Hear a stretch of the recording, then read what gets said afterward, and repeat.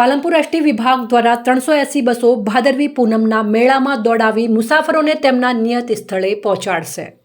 બનાસકાંઠા જિલ્લાના અંબાજી ખાતે આગામી તારીખ 1 થી 7 સપ્ટેમ્બર દરમિયાન અંબાજી ખાતે ભાદરવી પૂનમનો મહામેળો યોજાનાર છે, જેને લઈને વહીવટી તંત્રે તમામ તૈયારીઓને આખરી ઓપ આપી દીધું છે। તે જ રીતે બનાસકાંઠા એસટી વિભાગ દ્વારા જિલ્લા વિભાગીય નિયામક કિરીટભાઈ ચૌધરીના માર્ગદર્શન હેઠળ ભાદરવી પૂનમના મેળામાં યાત્રિકોને મુસાફરી દરમિયાન કોઈ તકલીફ ન પડે તે પ્રકારે મુસાફરોને લાવવા લઈ જવાની વ્યવસ્થા ઊભી કરવામાં આવી છે, જેમાં ગત વર્ષે પાલનપુર ડિવિઝન દ્વારા 340 બસોની વ્યવસ્થા કરવામાં આવી હતી, જેની સામે આ વખતે વધુ 40 બસોનો વધારો કરી મેળામાં 380 બસો દોડાવી મેળામાં જતા પદયાત્રિકોને મા અંબાના દર્શન કર્યા બાદ તેમના નિયત સ્થળે પહોંચાડશે। તેમજ કોઈ માઈ ભક્તને બસની મુસાફરી કરી મા અંબાના દર્શન કરવાના હશે તો તેની પણ વ્યવસ્થા ઊભી કરવામાં આવી છે। ગત વર્ષે એસટી વિભાગ દ્વારા 7 કરોડ જેટલી આવક મેળવવામાં આવી હતી।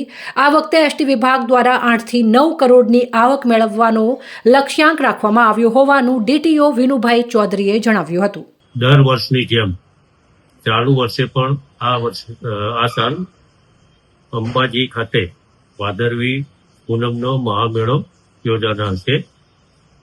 એસટી પાલનપુર વિભાગ દ્વારા ગત વર્ષે 340 વાહનોનું આયોજન કરવામાં આવેલું હતું। આ વર્ષે 380 જેટલા વાહનો વધારાના પ્લાનિંગ કરવામાં આવેલ છે। દર વર્ષે આપણે 10 બૂથો ઉપરથી જે રીતે વ્યવસ્થા કરીએ છીએ એ રીતે કરવામાં આવેલ છે। એ સિવાય આ વખતે કામાક્ષી અને પાનસાથી મિની બસો દ્વારા યાત્રાળુઓને અંબાજી લાવવા માટે વધારાની મિની બસોની સુવિધા પૂરી પાડવામાં આવેલ છે।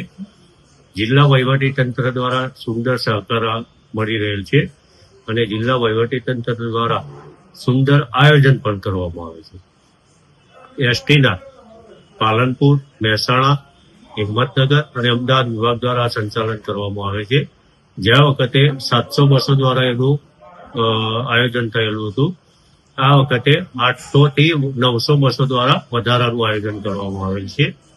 દર વર્ષની જેમ યાત્રાળુઓને કોઈ મુશ્કેલી ના પડે એ માટે બુથ વાઇઝ જીએમડીસી થી અમદાવાદ, મહેસાણા અને હિંમતનગર બાજુના રૂટોનું સંચાલન થનાર છે, જ્યારે પાલનપુર વિભાગનું સંચાલન આરટીઓ સર્કલથી આબુ રોડ થઈને થવામાં આવશે।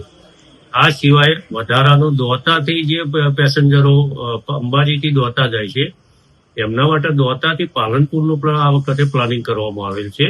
આ રીતે એસટી દ્વારા બહુ ખૂબ જ સુંદર આયોજન કરવામાં આવ્યું। આવકની દ્રષ્ટિએ મેળો દર વર્ષે આપણે યાત્રાળુઓની સુવિધા માટે આયોજિત કરવામાં આવે છે। ગત વર્ષે પણ અમને 7 કરોડ ઉપર આવક મળવા પામેલી હતી। આ વર્ષે અમારે 8 થી 9 કરોડનું લક્ષ્યાંક અમે રાખેલું છે અને એ અંબાજી કૃપાથી અમને મળી રહેશે એવી અમને પૂર્ણ આશા છે અને અમારા સ્ટાફ ઉપર પણ અમને ભરોસો છે।